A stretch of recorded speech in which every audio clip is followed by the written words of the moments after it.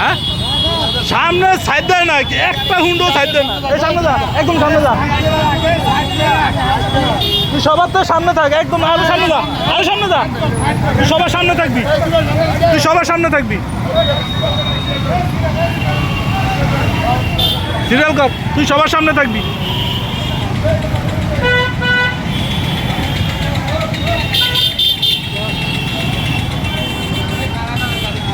এ তুই এখানে থাক, এখানে ভিডিও এখানে থাকবি, আমার পরে থাকবি, আমার পরে থাকবি, আমার পরে থাকবি।